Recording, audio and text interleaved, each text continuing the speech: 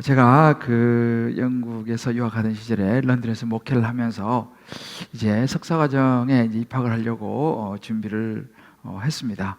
그래서 생각하다가 웨일즈에 있는 복음주신학교를 이제 생각하면서 나름대로 열심히 준비도 하고 또 그 학교 원하는 조건도 이제 갖추고 또 영어 점수도 이제 받아서 이제 어플라이를 했습니다. 원서를 내고 이제 면접 날짜를 받았죠. 웨일즈는 런던에서 한 서너 시간 정도 차를 운전해서 가야 되는 그런 거리입니다. 면접 날이 되어서 일찍 출발했습니다.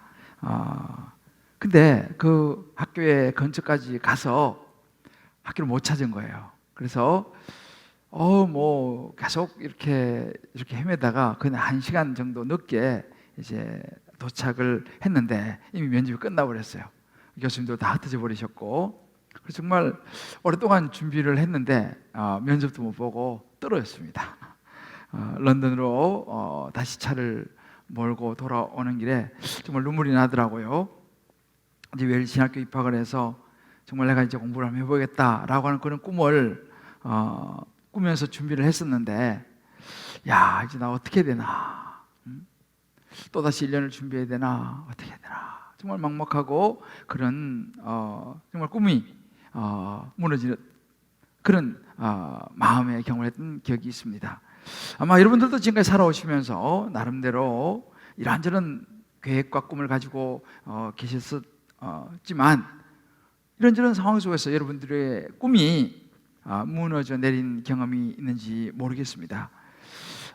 그 무너져 내린 꿈으로 인해서 순간 정말 낙심되고 절망하고 좌절했던 그런 기억. 어쩌면 여러분들 중에서는 어떤 분은 지금이 또 그런 상황인지도 모르겠어요. 그래서 힘든 시간을 보내고 계신 분이 있을지도 모르겠습니다. 바로 이런 그 상황 속의 이야기가 요셉의 이야기입니다. 꿈이 무너져 내린 요셉의 인생, 이것이 오늘 우리가 읽었던 본문의 이야기입니다. 여러분 기억하시죠? 지난주 우리는 요셉의 꿈이라고 하는 말씀을 들었습니다. 11곡식단이 요셉의 곡식단에게 절을 하고 또 해와 달과 11별이 자기에게 절하는 두 번의 꿈을 요셉이 꾸게 되죠. 그 꿈 이야기를 형들에게 요셉이 들려주자 형들이 너무너무 싫어하고 미워했던 그런 이제 장면들을 우리 지난주에 보았습니다. 시간은 그렇게 흘렀습니다.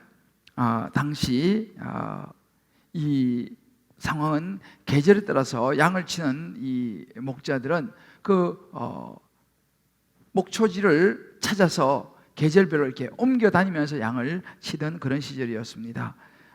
근데 마침 그 계절이 세겜이라고 하는 지역 쪽에 이제 이 목초하기 좋은 목초지가 많이 풍성했기 때문에 그곳에서 내려가서 양들을 치고 있었던 상황이었습니다. 야곱의 아들들이 그곳에 가서 양을 치고 있었는데 여러분도 알다시피 그 세겜이라는 곳은요 불과 한 1, 2년 전에 그 세겜에 야곱이 머물 때에 딸 디나가 세겜성에 놀러 갔다가 세겜성 하몰의 추장에게 강간을 당하는 사건이 벌어졌던 그 도시입니다. 그래서 이 아버지 야곱이 걱정이 됐던 것 같습니다. 왜냐하면 어쩔 수 없이 그곳에 가서 또 이 양을 쳐야 되긴 하지만 혹시라도 또 우리 아들들이 또 가축들이 해를 입을까 그런 아마 걱정이 됐는지 어느 날 요셉을 불러가지고 이야기합니다. 요셉아, 너 가서 형들에게 세겜으로 가서 형들을 만나보고 또 양떼들은 다 잘 있는지 한번 보고 와라 라고 이제 아들에게 이야기합니다. 근데 이 세겜이라고 하는 지역은요 지금 이 야곱이 살고 있는 이 지역으로부터 약 한 80여 킬로 정도 떨어져 있는 아주 먼 그런 지역이었습니다. 그런 먼 지역을 이제 나이 17살밖에 되지 않은 이 어린 나이로 요셉이 혼자 또 어딘지도 모르는데 하여튼 세겜 지역이라는 것만 알지 정확한 장소도 모른 채 찾아 나선다는 것은 쉽지 않은 일이었어요. 그렇지만 요셉은 아버지의 말을 잘 순종을 한 그런 아들이었기 때문에 네 아버지 알겠습니다 하고 형들을 찾아 나서는 장면이 나옵니다. 그렇게 떠난 요셉은 이 형들을 이제 수소문합니다. 먼 길을 찾아가서 세겜성에서 막 수소문을 하는데 누군가 어떤 사람이 이야기해 주는 거예요. 도단 쪽으로 갔다는 거예요. 이 도단이라고 하는 지역은 또 이 세겜에서 한 20리 정도 떨어진 그런 곳이었습니다. 또 그곳으로 다시 요셉이 형들을 찾아가는데 마침내 도단이라는 곳에서 형들을 만나게 됩니다. 먼 거리를 찾아온 이 요셉이 멀리서 형들의 모습이 보니까 너무 기뻤겠죠. 아마 소리쳤을 것입니다. 형님들, 저 요셉이에요 하고 막 이제 달려갔으리라 생각합니다. 그런데 문제가 뭐냐면 형들이 그 요셉을 먼 곳에서 보니까 순간 좀 반가웠기도 했겠죠. 그런데 뭐가 눈에 띄냐면 요셉이 입고 있던 그 채색 옷, 당시는 굉장히 고급 옷이었습니다. 아버지 야곱이가 특별히 이 요셉이를 사랑해서 요셉이한테만 입혀준 채색 옷, 장식이 달린, 보통 당시는 이 왕자들이 입는 그 정도 수준의 그런 옷이었습니다. 그 채색 옷을 입은 요셉을 보는 순간 마음속에서 다시 미운 감정과 이런 그 좋지 못한 감정이 폭발한 거예요. 왜냐하면 자기들이 지금 입고 있는 옷은 이 목동으로 정말 이렇게 목자에 그런 허름한 옷인데 동생이 저렇게 멋있는 옷을 입고 나타나니까 그 사이에 그동안 쌓였던 감정들이 터져 나온 거죠. 그래서 형들 중에 한 사람이 빈정거리면서 말합니다. 저기 꿈꾸는 자가 오는구나 라고 말합니다. 그러면서 자기 이제 과거의 그 꿈, 기분이 좋지 않았던 그 꿈이 이제 다시 다 리마인드가 되는 거죠. 그래서 한 사람이 말합니다. 이참에 우리가 저 요셉을 죽여서 구덩이에 던져버리고 아버지한테는 악한 짐승이 잡아먹었다고 그렇게 우리 이야기해버리자. 그래서 진짜 자기 꿈자랑하던 저 꿈쟁이가 도대체 그 꿈이 어떻게 됐는지 우리가 한번 보자 하면서 막 자기끼리 웃으면서 빈정대기 시작했습니다. 당시 이 고대 근동에는요, 꿈은 이루어진다고 믿었기 때문에 이 불길한 미래를 막는 방법은요, 그 꿈을 꾼 사람을 죽여버리는 것이었습니다. 그러니까 이 형들은 이제 그런 상황들이 그들의 마음을 사로잡은 것이죠. 그래서 그 꿈쟁이를 죽여버림으로 인해 가지고 그 꿈이 틀렸다라는 것을 보여주고 싶은 거예요. 근데 그 이야기를 듣고 있던 거기 맏형 러우벤입니다. 그래도 맏형이라서 그런지 좀 생각이 다릅니다. 다른 제안을 합니다. 야, 우리가 우리 동생을 죽일 까지 있냐? 우리가 직접 피를 흘리지 말고 그냥 그 광야에 있는 구덩이 던져넣어 버리자. 그리고 우리 손을 대지 말자. 어차피 거기 구덩이에 빠지면 살아나올 수 없으니까. 그렇게 일단 설득합니다. 그러면서 마음속으로는 몰래, 형제들은 몰래 요셉을 건져내서 아버지께로 돌려보내려고 생각을 했던 것입니다. 그런 중에 요셉이 도착을 합니다. 그러자 이미 벌써 이제 작전을 짠 대로 이 요셉의 형들이 달려들어서 요셉을 붙잡고 채색옷을 벗기면서 그리고 구덩이에 던져 넣어 버립니다. 그리고는 더 기가 막힌 일은 그렇게 던져 놓고 나서 그들은 음식을 나누어 먹는 장면이 나옵니다. 참 인간의 약함이 보이는 장면이죠. 그 동생을 갖다가 죽을 수밖에 없는 구덩이에 던져 놓고는 자기들은 동생이 아마 아버지가 보내는 음식이겠죠. 나눠 먹는 그런 모습. 그들이 나쁜 것이 아니라 그들의 마음을 사단이가 사로잡으면요, 이렇게 사람은 그 분노를 사로잡아 버리면요, 사단의 노리기가 될 수 있다는 사실이에요. 나중에 어떤 일이 일어날지는 생각도 하지 않습니다. 일단은 구덩이에 던져놓고 자기들 음식을 먹는 거죠. 여러분 가끔씩 매크럼이 나오지 않습니까? 아기를 방치한 채 컴퓨터 앞에 앉아가지고 컴퓨터 게임을 하고 있는 엄마 아빠.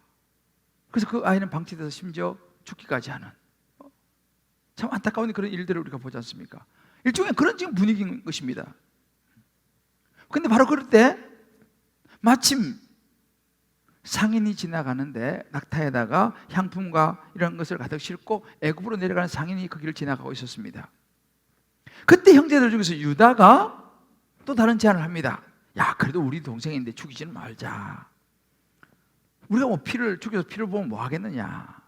그냥 우리 저 상인한테 팔아버리자. 그러면 우리 돈도 벌고 동생도 제거할 수 있지 않느냐 라고 제안을 하니까 그 말에 다른 형제들이 다 동의를 합니다. 그리고 마침 그 상인에게 이제 요셉을 구덩이에서 끌어내서 팔아버리는 참으로 기가 막힌 일이 벌어지죠. 당시 그 장면을 우리가 한번 상상해 볼 수 있습니다. 그때 요셉의 나이가 17살이었습니다. 아버지의 사랑을 받으면서 곱게 자랐던 이 막내 요셉, 낯선 노예 상인에게 팔려서 낯선 땅 애굽으로 가야 되는 그 요셉, 어떻게 했을까요? 아마 울면서 형들에게 메어달리지 않았겠습니까? 형, 내가 잘못했어요. 나 용서해주고 나 좀 살려줘요. 다시는 안 그럴게요. 뭐 예원하면서 메어달렸을 것이 생각됩니다.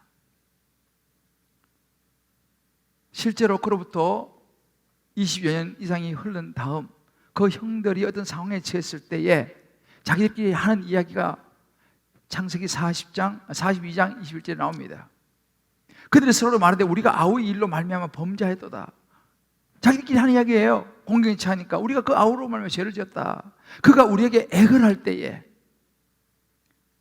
살려달라고 그렇게 요셉이가 애걸 할 때에 그 마음의 괴로움을 보고도 듣지 아니하였으므로 우리가 외면하지 않았냐, 그런 이야기를 자기들끼리 주고받는 장면이 나옵니다. 그러니까 이 지금 상황이 얼마나 요셉에게는 애걸을 정말 애절한 매어달린 상황이었는지 우리는 짐작할 수 있습니다. 그렇게 이 미디안 상인에게 팔린 요셉, 창세기 37장은 마지막 36절에서 이렇게 말합니다. 그 미디안 사람들은 그를 애굽에서 바로의 신하 치위 대장 보디발에게 팔았더라. 그렇게 애굽으로 끌려간 요셉은 노예로 팔려갑니다. 여기서 우리는 중요한 한 포인트를 잡을 수 있습니다. 요셉이 애굽에 도착했다는 것은 이 요셉이 죽지 않았다는 거예요.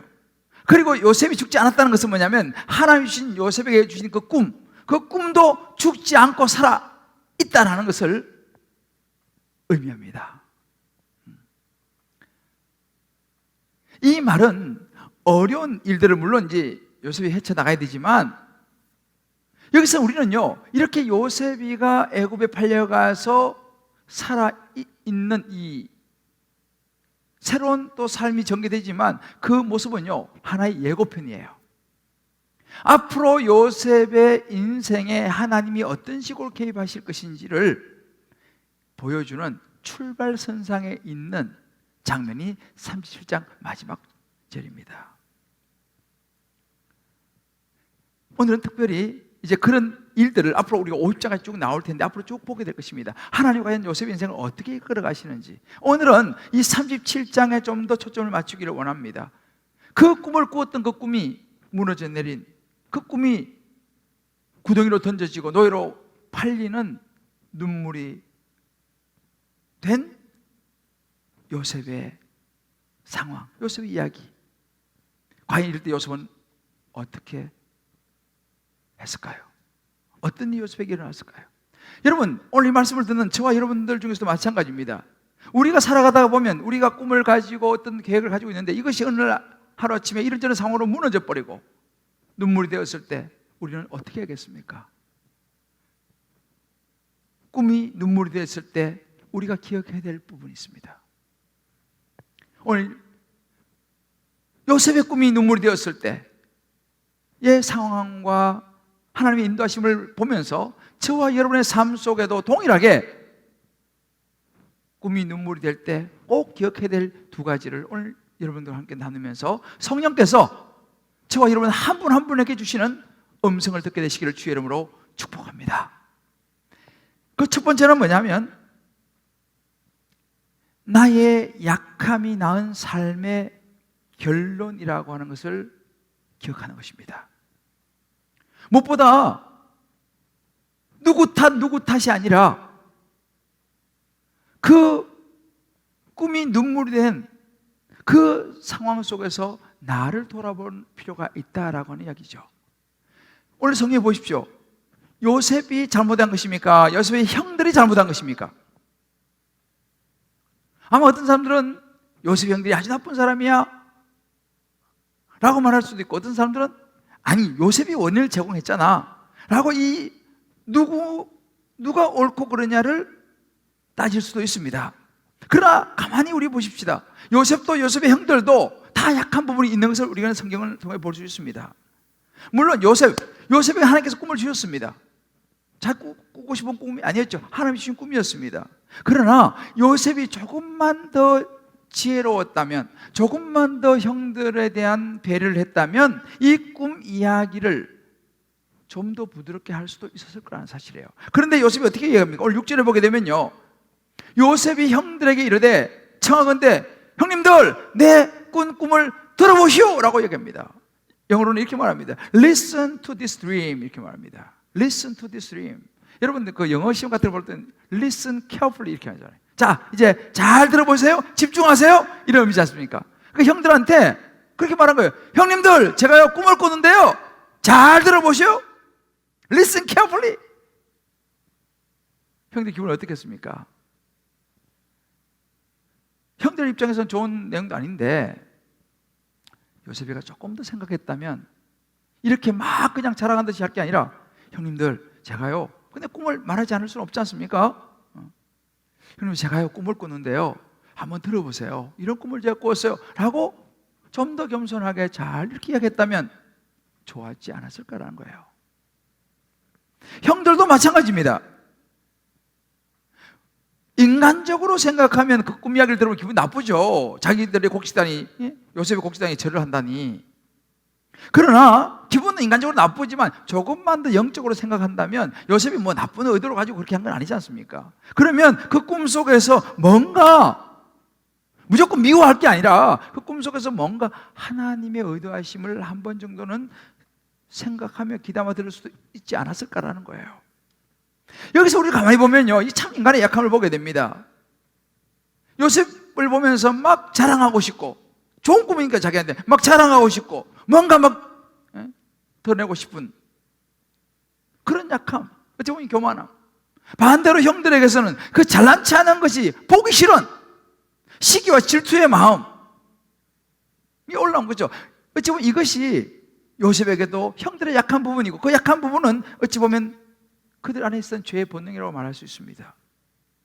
우리 안에 있는 죄의 본능이라고 말할 수 있죠. 여러분 가인과 아벨을 아시죠? 창세기 4장 보면 가인과 아벨이 나옵니다. 가인도 아벨도 하나님께 제사를 드렸습니다. 그런데 하나님께서 아벨의 제사는 받으시고 가인의 제사는 받지 않으셨습니다.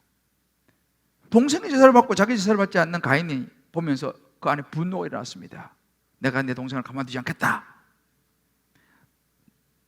시기의 마음이 분노가 돼서 일어났습니다. 내가 내 동생을 죽여야겠다라는 마음이 일어났습니다. 하나님이 그걸 아셨어요. 그리고 하나님께서 뭐라고 가인에게 말씀하시냐면 창세기 4장 7절 이렇게 말합니다. 내가 선을 행하면 어찌 낯을 들지 못하겠느냐. 선을 행하지 아니하면 죄가 문에 엎드려 있느니라. 죄가 너를 원하나 너는 죄를 다스릴지니라. 무슨 이야기입니까? 가인아, 내가 너를 보니까 네 마음에 시기와 질투와 분노가 일어나서 지금 동생을 해하려고 하는구나. 그것이 바로 죄다. 죄가 너를 지금 원하고 있다. 그러나 너는 그 죄에 넘어가면 안 되고 너가 죄를 다스려야 된다 라고 하나님께서 가인에게 말씀하셨습니다. 그런데 가인은 하나님의 그 말씀을 받아들이지 않아요. 바로 그 다음 절에 보면 가인이 아벨을 죽이는 장면이 나옵니다. 바로 이 모습이죠.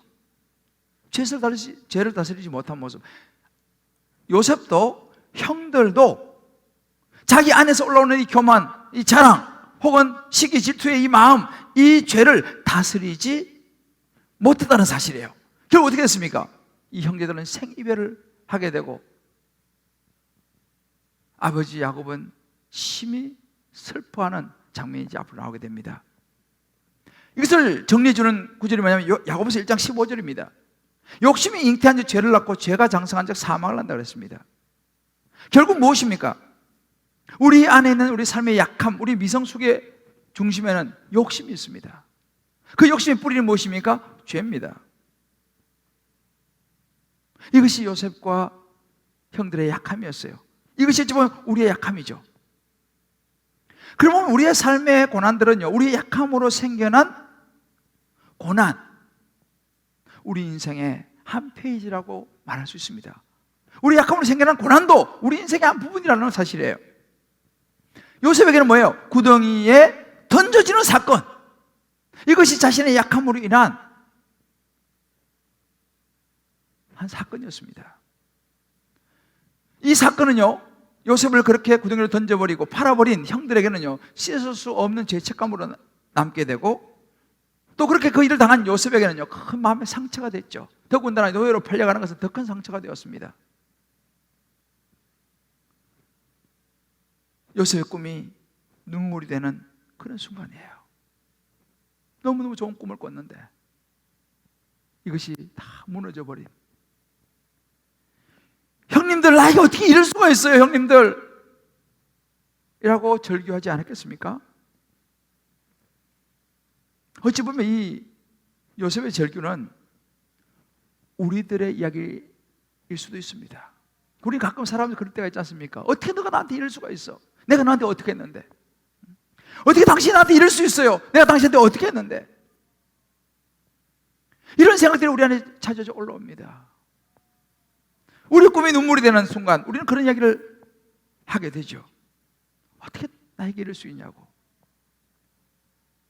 그러나 여러분, 오늘 요셉을 통해서 하나님께서 우리에게 보여주시는 것이 뭐냐면, 바로 그럴 때 누구 탓, 누구 원망이 아니라 우리 자신을 돌아보아야 한다는 사실이에요. 왜 이런 일이 내게 일어났는가? 내가 그 사람과의 관계에 있어서 성숙하지 못한 그런 모습은 없었는가? 나의 약함이 무엇이었는가? 나의 죄가 어떤 부분이었는가? 이것을 돌아보는 것이 중요하다는 사실이에요. 요새도 지금 이 순간에는 못 깨달아요. 자기가 그냥 막 자랑하고 막 교만하고 이렇게 한 이걸 못 깨닫습니다. 그리고 20여 년이 지난 이후에 형들을 만나는 과정 속에서 자기를 보게 돼요, 요셉이요. 자기의 그런 그 죄의 모습을 그때서 비로소 보게 됩니다. 그리고 그때 눈물을 흘리는 장면이 나와요. 그때가 제가 여러분에게 말씀을 드리도록 하겠습니다. 여러분, 그렇습니다. 누구나 이런 약함이 있을 수 있다는 사실이죠.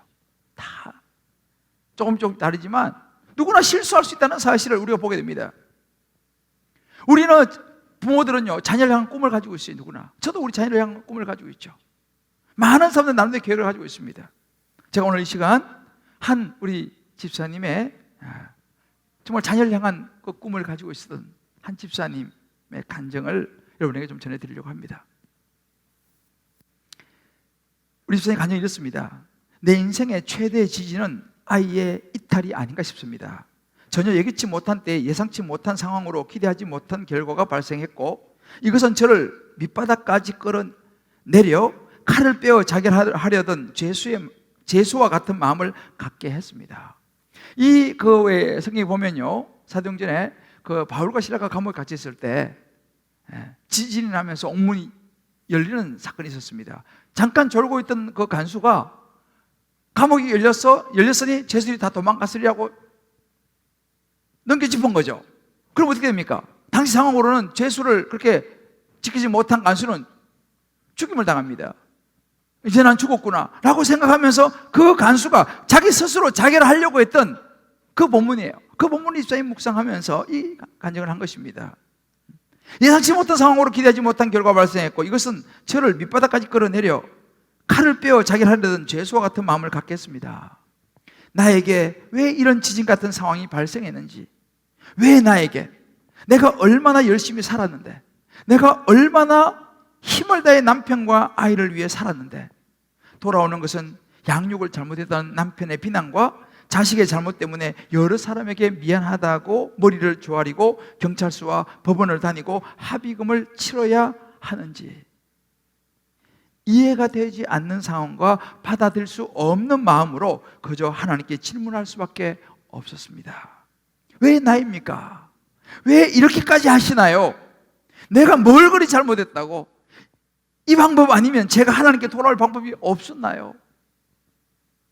입사님은 절규합니다. 작년 가을부터 나는 울부짖으며 부르짖었고 나의 상황이 이해가 안 돼서 훈련의 자리에 나오게 되었고 계속 하나님께 묻게 되었습니다. 참 이런 상황 속에서 입사님이 하나님을 찾고 훈련을 받게 됐어요.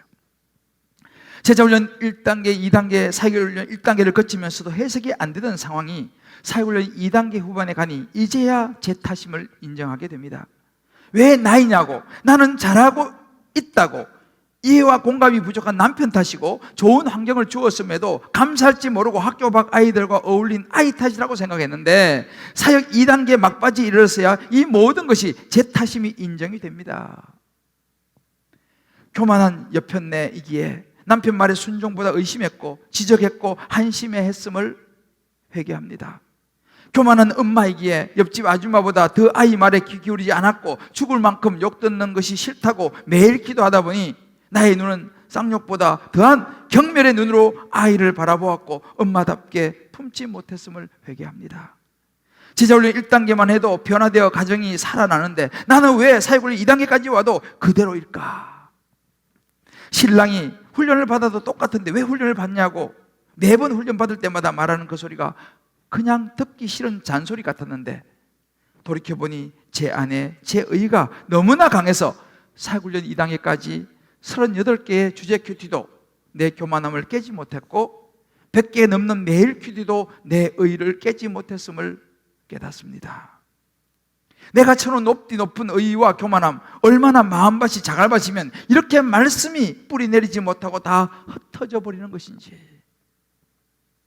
이 모든 것이 내 죄로 인한 것임을, 내가 100% 죄인임을, 내가 괴수 중에 괴수임을, 나 때문에 우리 가족이 수고하고 있음을 내가 회개하고 변화되지 않으면 이 긴긴 싸움이 끝이 나지 않을 것임을 절절히 깨닫게 됩니다 라고 고백합니다.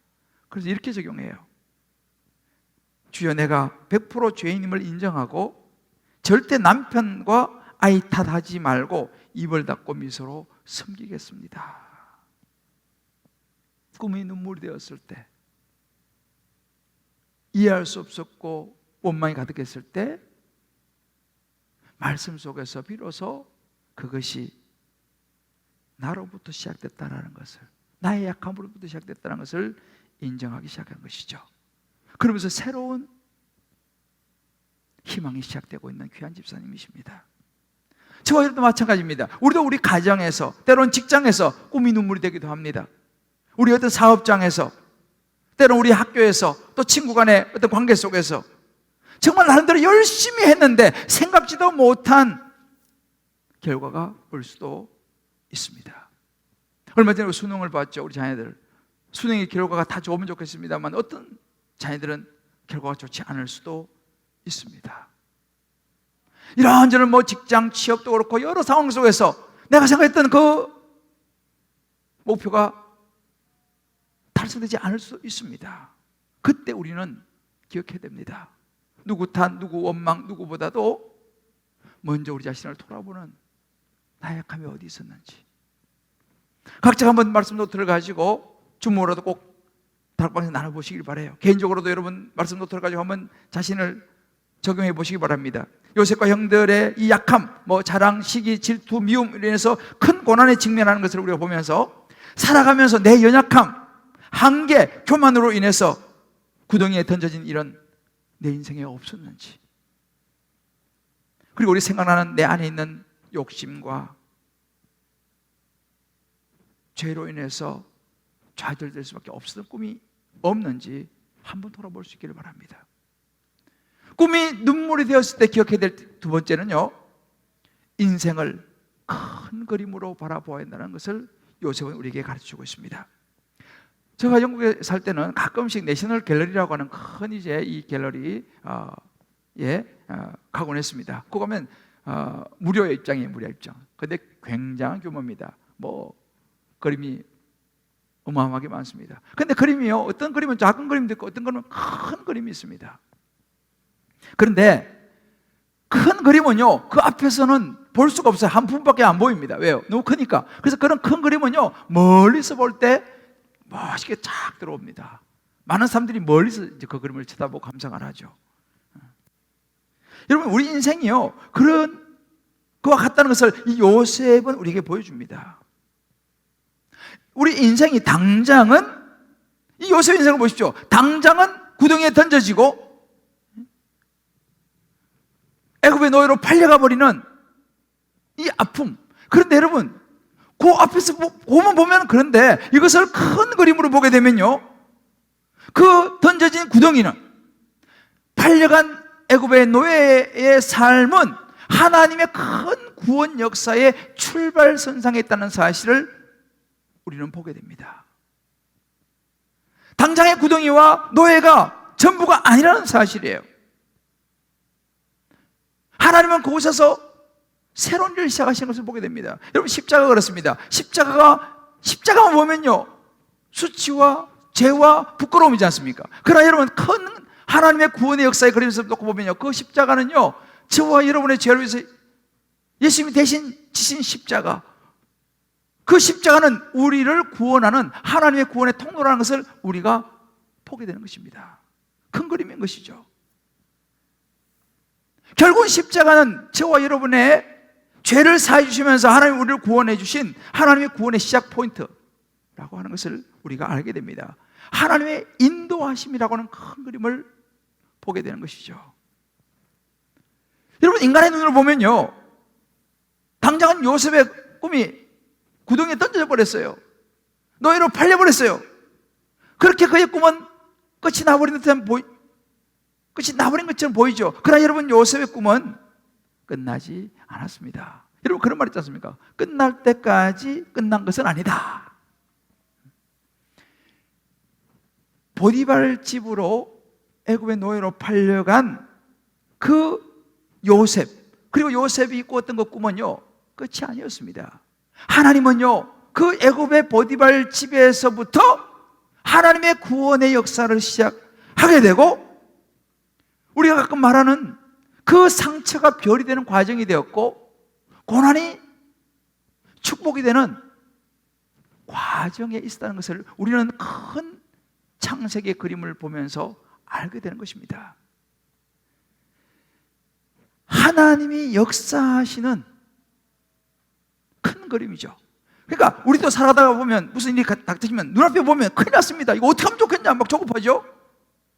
그러나 우리 인생을 이끌어 가시고 우리의 삶을 주관하신 하나님의 주권을 인정하는 큰 그림을 볼 때, 우리 자녀에게 다가온 당장의 이런 급한 일들, 어려운 일들, 구덩이, 이것은 끝이 아니라 큰 하나님의 구원의 역사에 새로운 시작을 알리는 출발이 될 수 있다는 사실을 주님의 이름으로 보게 될 수 있기를 축복합니다.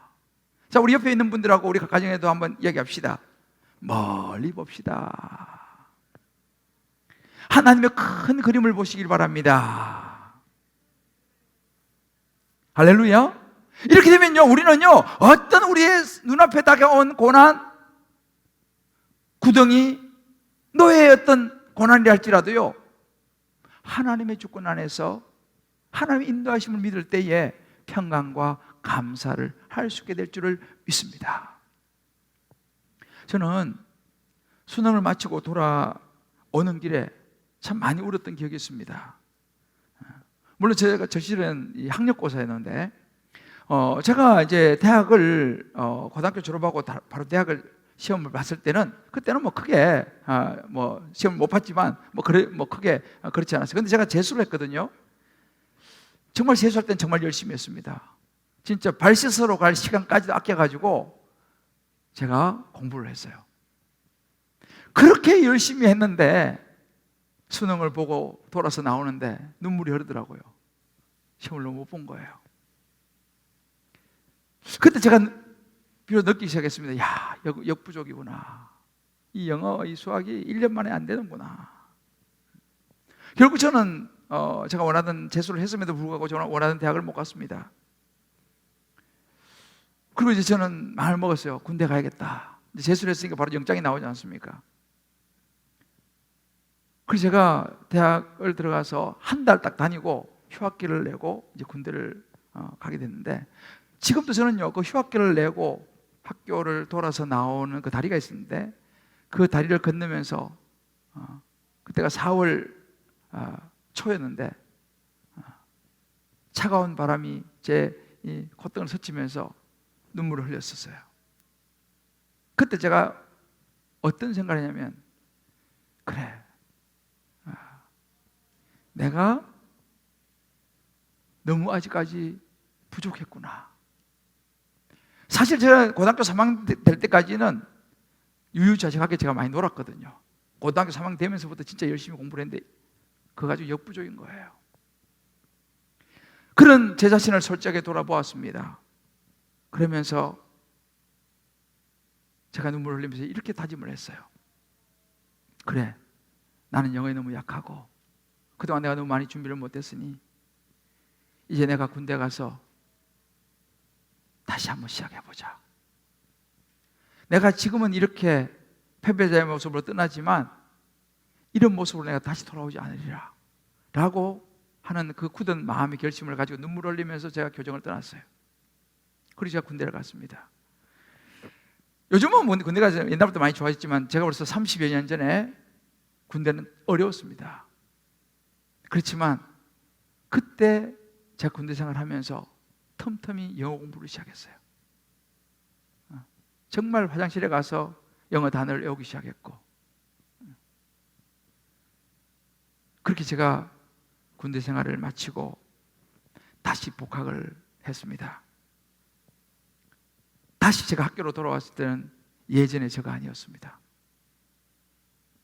지나간 시간 동안에 나름대로 제가 준비했던 것이 있었기 때문에 복학했을 때 학교야 똑같은 학교였지만 저는 달라져서 돌아갔습니다. 요셉의 인생 여정을 보면 그렇습니다. 요셉은요, 당장은 지금 구덩이에 던져지고 노예로 팔렸지만은 먼 훗날 요셉은요, 창세기 50장 27절 이렇게 고백합니다. 당신들은 나를 헤아려 하였으나 하나님은 그것을 선으로 바꾸사 오늘과 같이 많은 백성의 생명을 구원하게 하시려 하셨나니.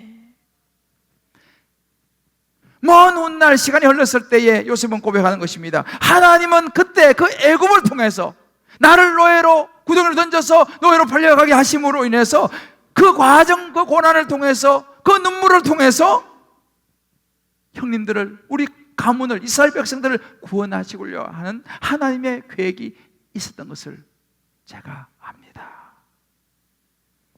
하나님의 뜻을 고백합니다. 언제 그 하나님의 역사가 시작됐다고요? 37장이었습니다. 이거 지금 50장이에요. 20여 년 전에 하나님은 요셉을 구덩이에 던지고 노예로 팔려가게 해서 그 고난의 눈물의 세월을 통해서 그때 하나님의 구원의 역사를 시작하셨고, 세월이 많이 지난 창세기 50장에 와가지고는 하나님이 이렇게 하셨습니다라고 고백하는 것입니다. 여러분이 잘 아시는, 저도 너무너무 좋아하는 구절이 있습니다. 로마서 8장 28절에 말씀하십니다. 하나님을 사랑한 자 그 뜻대로 부르심을 입어 모든 사람에게는 모든 것이 합력하여 선을 이룬 줄 믿으시기를 주의 이름으로 축복합니다. 때로 우리는 살아가면서 우리 약함과 우리의 실수와 우리의 교만으로 인해서 넘어지기도 하지만 우리 인간의 실수도 받아주시고 돌이켜서 하나님께 나아가면 그 위기를 기회로 바꾸시는 분이 하나님이신 줄 믿으시기를 바랍니다. 각자 한번 적용해 보세요. 여러분의 인생에도 꿈이 눈물이 된 적이 있습니까? 그 눈물 속에서 여러분이 어떤 생각을 하고 있습니까? 좌절하고 낙심하고 절망하고 있습니까?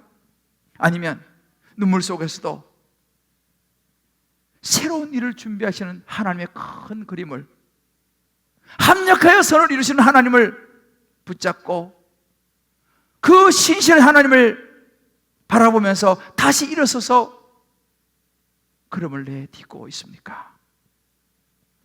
사랑하는 성도 여러분,